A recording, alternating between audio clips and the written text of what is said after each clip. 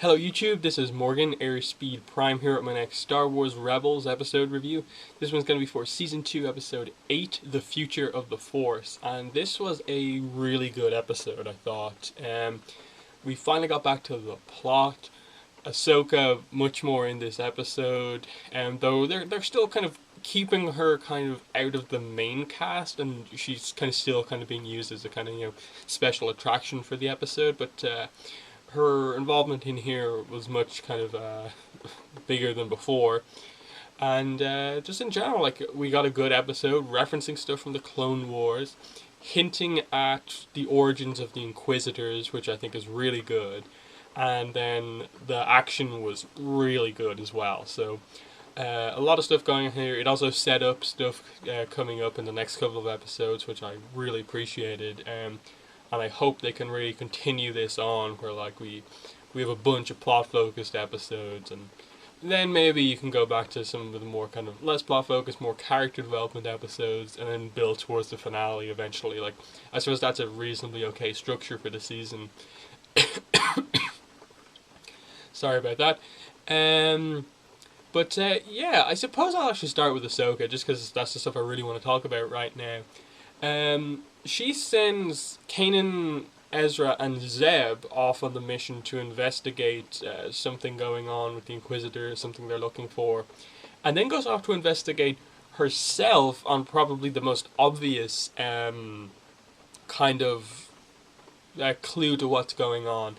I suppose her idea was that she sent them off on the mission to prevent the next kind of child from being kidnapped, and then she'd investigate the first one where it's already happened and kind of find out exactly what's going on. And I think anyone who remembers very specifically those episodes from the Clone Wars, I think it's just one episode, Children of the Force, which I think was a Season 2 episode, fairly early on, will obviously instantly kind of get what they're going for here. That it's the same idea as that. The Inquisitors are looking for Force-sensitive children, and there are little hints here and there that maybe some of the kids that were kidnapped that weren't saved in the Children of the Force episode, because it was established, I think, that had been going on for a while now.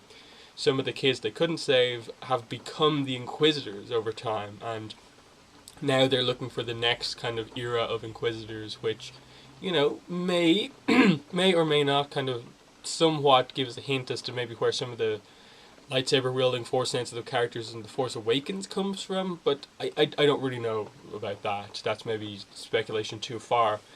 Yeah,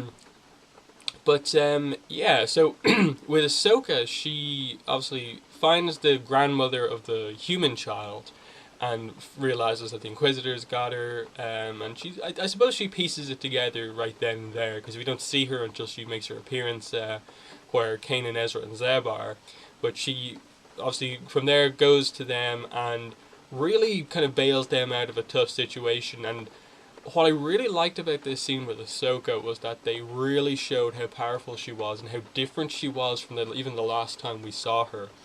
We've always considered her like pretty powerful. She was trained obviously by one of the most powerful Jedi of all time, Anakin, and had some instruction from Obi-Wan as well, I suppose as well.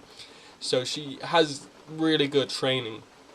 But in the Clone Wars, I think she was always kind of a little bit held back at times because of her kind of her size. Like, we'd always known her to be this quick character. She uses two lightsabers, one of them with the kind of backwards grip, and that means she does a lot of acrobatic stuff. But we got the same here, the same style. She still uses two lightsabers, still a good amount of flips, but they really showcased her power in this fight, that she could fight one-on-one with the fifth brother without having to just flip all around the place. She was using the Force a lot more than usual, which I think is something that Kanan and Ezra haven't been using in fights all that much. So she showed a really good balance of using her lightsaber combat, using the Force and other skills. Like, I really like the moment where she turns off her lightsabers and kind of just concentrates and then just blocks the blade with her not blocks the blade, but catches the hilt with her hand and then disarms the Seven Sister. That was a really cool moment, just to establish how powerful she is. And it definitely kind of puts into play, like, where has she got extra training from? Because okay, she was fairly powerful when she left at the end of the Clone Wars, the last time we saw of her, and they were kind of hinting that, like, okay, you're almost ready to become a Jedi Knight, so she's almost at that sort of level, but she seems even stronger now, and like, has she just been training on her own? Has someone else taught her some more? I'm not really sure, because she has different lightsabers, at least lightsaber crystals, because her blades are white, and not her typical green / one is kind of yellowy green, and the smaller one. So something's happened here, and I really want to know the story about what's going on here, because once again she specifically said this is a Jedi kind of meeting, talking to Kanan at the start, and then Kanan says, oh, yeah, I qualify for that, and then she says, you probably qualify more than me, because obviously he is kind of actively calling himself a Jedi. He has a Padawan now, and Dave Filoni towards the start of this season in interviews has said, like, there's this idea that she's specifically not a Jedi, that the color of her lightsabers means something, and I think this is relating to the fact that I believe in canon it's from the Knights of the Old Republic stuff. We know that the blue and green colors of most Jedi lightsabers, specifically, at least in the past, referred to a specific type of Jedi. The people who used the green lightsabers focused more on utilizing the Force in combat rather than focusing exclusively on lightsaber combat, whereas people who used blue lightsabers were like Guardians or something like that, and they were more lightsaber focused and stuff like that, more combat orientated rather than on the Force. And I suppose there's something to that here, in that she doesn't want a lightsaber color that specifically signifies her as a Jedi. So somewhere along the line she's found special crystals that are white or something like that. I'd like to know the story. I think this is... Ahsoka is probably the one, like, where if they are going to show a backstory, I'd want them to actually show it. Like, rather than her just saying, yeah, I went here and here, here. Like, really give us like an episode of Ahsoka's backstory or something like that. I'd really like to know what the situation is here, because it presented a lot of interesting things. As I said, like, she appears to have become much stronger, but on her own, without any other Force senses around. Yeah, she can train on her own, but like, how has she become this strong? Or are we just establishing that the two Inquisitors that we're facing here aren't as strong as we think, which in turn means that Kanan and Ezra aren't anywhere near as strong as we think? Because those two didn't seem to put up as good of a fight as I maybe would have expected, especially Kanan. I was a little bit shocked by how easily he was kind of just pushed back and didn't seem to be any sort of a match for them. Given that, like, Ezra put up a tiny fight, like, okay, he's still fairly young, needs a lot of training, I was a little bit taken aback that Kanan was just, like, brushed aside so easily. Maybe they'll change that the next time a confrontation happens, and that this was his first time facing them, apart from the first Inquisitor, which I think that's a little bit of inconsistency, in that, like, he honestly, like, beat the first Inquisitor in lightsaber combat. He kind of eventually beat him fair and square. And these are established to be, like, much lower down the rank than him. They're trying to get the first Inquisitor's position. So I don't really get what the whole thing was there. Maybe it was the fact that there was never really a 2-on-2 lightsaber battle here. It was always like Ezra trying to face the two of them one-on-one, Kanan trying to face the two of them one-on-one with Zeb.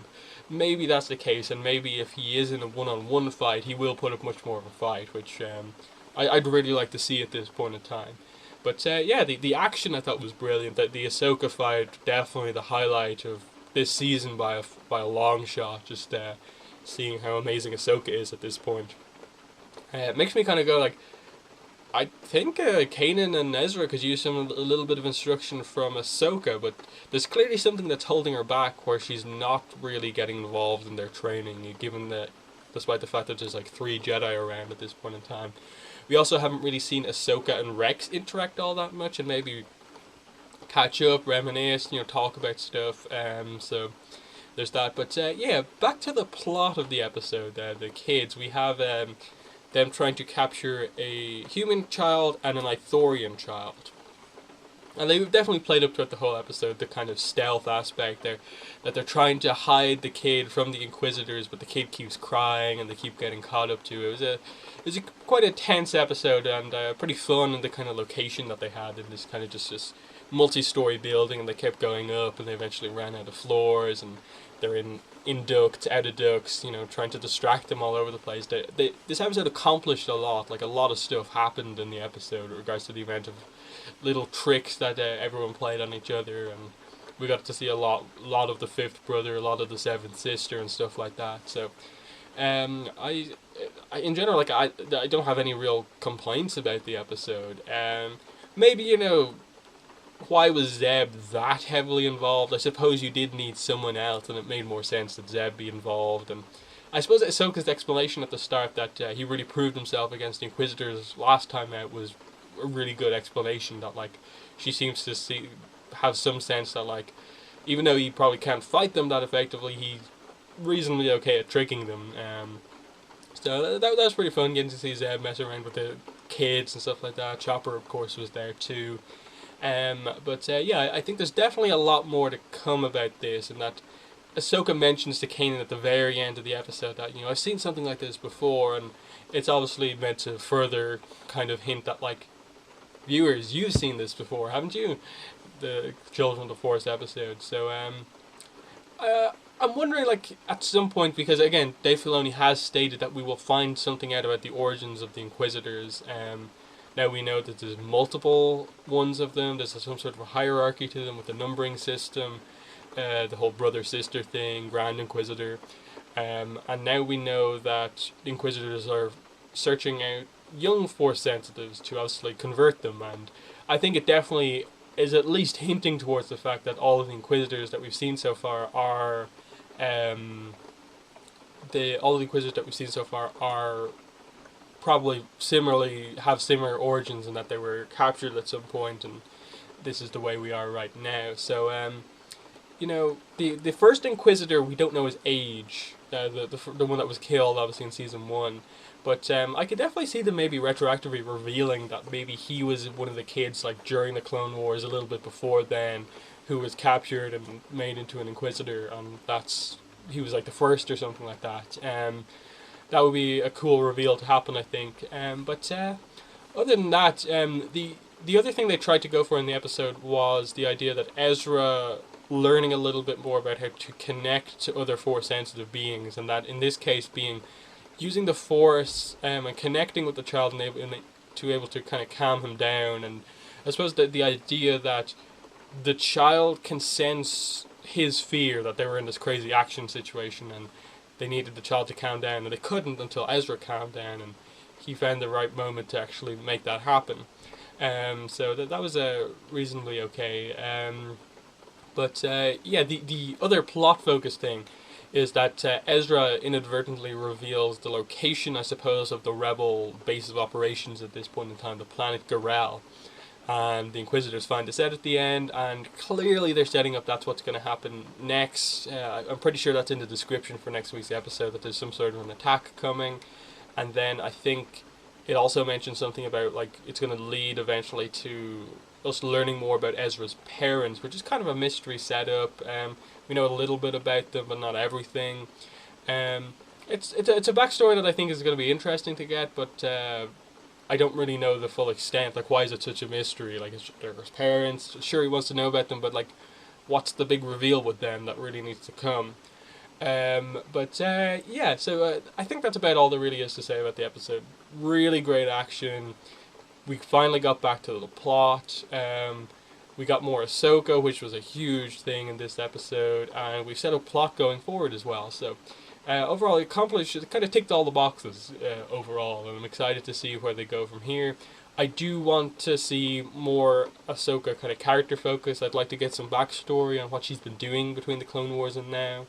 And in general, I'd like to see them address her status just as a Jedi. Like, I'm kind of saying some of this stuff based on some interviews that Dave Filoni has mentioned a few things, but what's the full situation? What's the in-universe explanation for her new lightsabers, the color of them, the fact that she's not really referring to herself as like a full, proper Jedi, and stuff like that.